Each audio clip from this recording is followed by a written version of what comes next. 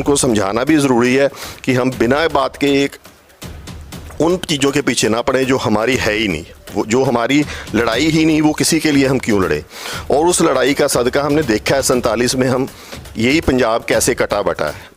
वाहिगुरू जी का खालसा, वाहिगुरू जी की फतेह।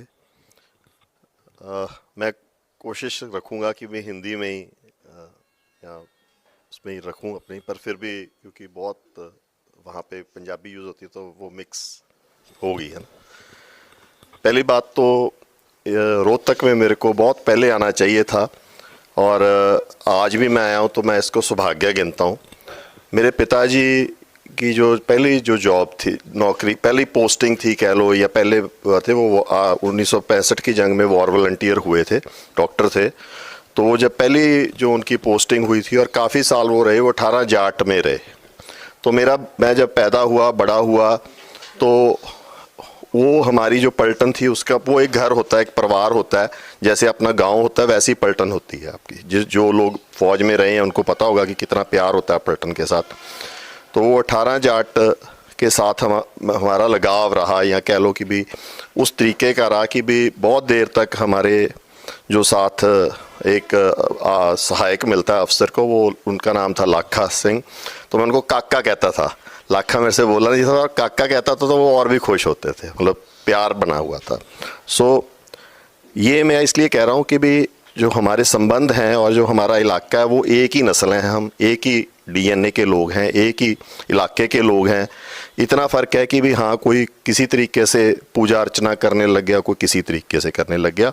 बाकी हमारा जो अंग्रेज़ों के हिसाब से रिलीजन अलग हो सकता है, पर जो हमारा धर्म है वो एक ही है। हम एक तरह ही सोचते हैं, हमारे दुख गम खुशियाँ एक तरह ही मनाई जाती हैं। और सबसे बड़ी बात है कि हम एक ही तरीके से, हमारी आमदन है, आमदन के ज़रिए भी हमारे खेती बाड़ी से ही है।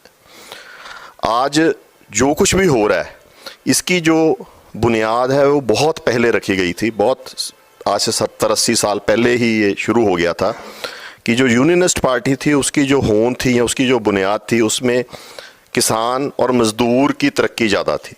और जो सरकारें यहाँ पे आई, जो सिस्टम यहाँ पे जिसके अंदर हम हैं, यहाँ पे किसान और मज़दूर निचोड़ा जाता है और बाकी सारी जो लोग हैं, जो जिनको इंटरमीडिएट्स कह देते हैं या बिचौलिए कह देते हैं, वो तरक्की ज़्यादा कर रहे हैं। हम सोच रहे हैं कि हम अमीर हो रहे हैं, हम ज़मीनें महंगी हो गई हैं या कुछ, पर असल में आप देखो कि किसान कितने के हैं जिन्होंने शहर में जाके ख़रीद लिया, और शहर से कितने लोग आगे जिन्होंने हमारी ज़मीनें खरीद ली। तो अमीर तो वो हो रहा है जो हमारा ख़रीद रहा है। पर सबसे बड़ा झटका हमेशा हमें लड़ाया गया, कभी हरियाणा और पंजाब के नाम पे, कभी पानी के ऊपर, कभी और सियासतों के ऊपर हमें एक दूसरे से टकराव में लाया गया। पर जब किसान आंदोलन हुआ तो एक बात समझ आ गई कि भी हम किसी चीज़ के ऊपर इकट्ठे होने शुरू हो गए, और वो बॉन्डिंग जो हमारी थी, जो हमारा प्यार था, परस्पर प्यार था, वो बढ़ना शुरू हो गया। और ये बात मौजूदा सिस्टम को उनके लिए ये बहुत बड़ी प्रॉब्लम बन जाती है। आज की डेट में जितनी भी मार्शल कौमें हैं, चाहे वो जाट हैं, चाहे वो सिख हैं, चाहे इवन राजपूत भी हैं और अपना बहुत हद तक मराठे भी हैं, वो सारे दबाए जा रहे हैं। उनके दम पे राज हो रहा है, उनके दम पे सुरक्षा मिल रही है इस देश को, पर उनको अपना बनता हक नहीं मिल रहा है इधर पे। तो राज कैसे करना है? राज तो उनको लड़ा के ही करना है ना, क्योंकि फ़ौज में तो हमारा बच्चा ही मरता है वहाँ जाके। आज आप जाके साउथ ब्लॉक की डायरेक्टरी खोल लो, हमारे में से कोई नहीं वहाँ मिलेगा। 60-70% लोग और जातियों के और लोगों के मिलेंगे। हमारे बच्चे पर जब तिरंगे में लिपट के लाश आती है तो वो हमारे बच्चे की आती है।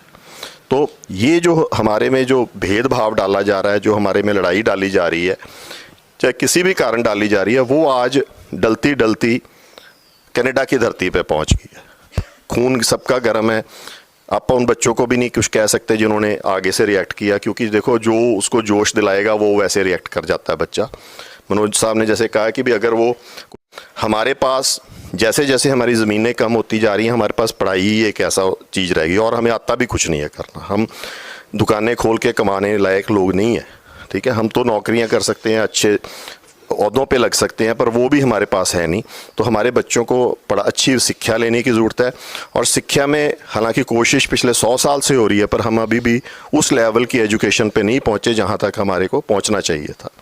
अगर हमारे बच्चे आज कनाडा जा रहे हैं, यूएसए जा रहे हैं, तो उनका जो प्राइमरी ऑब्जेक्टिव होना चाहिए, जो उनका मेन ऑब्जेक्टिव होना चाहिए, अगर वो पढ़ने गए हैं तो पढ़ाई करें, क्योंकि आज की डेट में पढ़ाई महंगी भी बहुत है। माँ बाप भी पता नहीं कहाँ से पैसा एकत्र करके भेजते हैं, यहाँ से कैसे इकट्ठे करते हैं, कुछ बेचता है, कोई लोन लेता है, कोई कैसे ना कैसे करता है।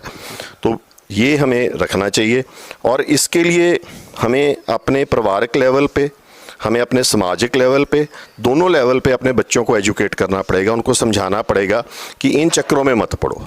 ठीक है, जो बाहर के विदेश के कानून है, हमारे यहाँ पे क्या है, सबसे मुश्किल पड़ती है जब केस दर्ज होता है तो 5, 7, 8 दिन की जो रिमांड होती है, उसके बाद हम कहते हैं केस ख़त्म ही हो गया, गिनते हैं कि आस्ते आस्ते ये निपट जाएगा। पर वहाँ पे सजाएं बहुत सख्त हैं। वहाँ पे अगर किसी को लाइफ इम्प्रिजनमेंट है तो उसका मतलब ता जिंदगी उसने अंदर रहना है, ये नहीं कि 20 साल बाद वापस आ जाना। अगर उसको कोई बगैर पैरोल के सजा तो वो बगैर पैरोल के, अगर उन्होंने सोच लिया इसको डिपोर्ट करना है, उन्होंने डिपोर्ट करना है। तो माँ बाप का जो लगा हुआ सरमाया है, माँ बाप का जो उससे अपेक्षाएं हैं, परिवार ने जो उसकी तरक्की करनी है, वो सारी एक समझ लो एक पीढ़ी तबाह हो जाती है हमारी। और एक पीढ़ी तबाह होने का मतलब है कि हम दूसरों से काफ़ी पीछे रहने लग जाते हैं। तो ये है कि हम अपने बच्चों को ये समझाएं कि इन षड्यंत्रों में ना आए। हमारे में जो लोग ये कर रहे हैं उनके वो बड़े क्लियर हैं, उन्होंने अपने में वो जो हमने किसान संघर्ष में इकट्ठे हुए हैं, समझ लो यमुना से लेके वागे तक की जो धरती है वो एक बन गई थी, है ना। वो एक उनको मसले हो गए थे। अगर कोई पानी के नाम पे हमारे से में झगड़ा भी कराने की कोशिश करता तो हम ये कह सकते थे कि भाई हम अपना घर का मामला है, 2 भाइयों का मामला, हम अपने आप बांट लेंगे, कैसे बांट रहे हैं इसको, किसी का बाहर का नहीं है ये मसला। और बांटते आए हैं हम, घरों में बांटते ही हैं ना। जे जिमीदार दे एक ट्राली आ तो दूजे कोले ट्रैक्टर जाता रहा तो वंड के चलाते ही रहे आ भरा एक दूजे। सो ये मसलों के ऊपर हमें बांटा जा रहा है, इसके ऊपर हमें बहुत ध्यान देना चाहिए। और बच्चों को खास करके जो दूर है, क्योंकि नौजवान का खून गर्म होता है, उसको जो उधर को ले जाओगे वो तो उन्हें तो उधर लड़ पैना, मतलब एक जना उकसाया भी जा सकता है, वो वैसे भी गया हो सकता है वहाँ पे।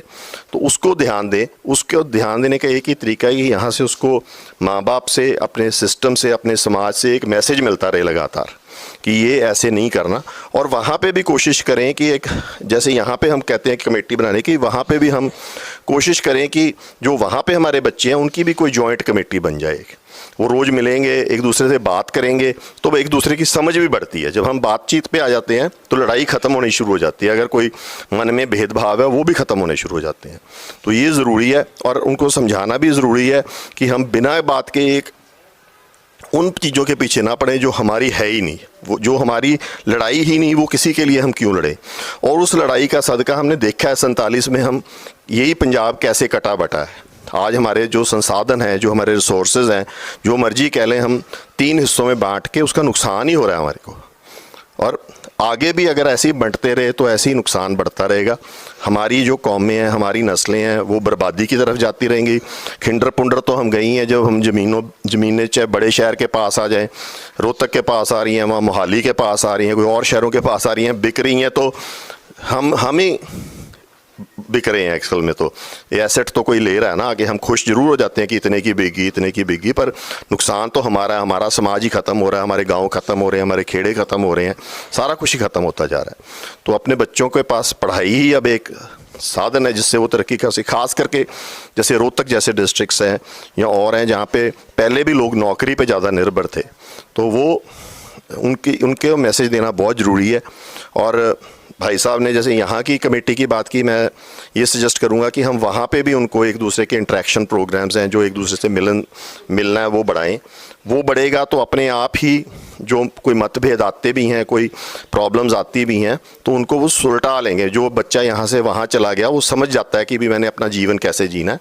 और हम भी उनको बताते रहें कि भी आप वहाँ घूमने फिरने या दंगा करने या लड़ाई करने नहीं गए हुए, आपने एक करियर बनाना है वहाँ पे। माँ बाप ने, परिवार ने, समाज से आपको अपेक्षाएं हैं आपसे।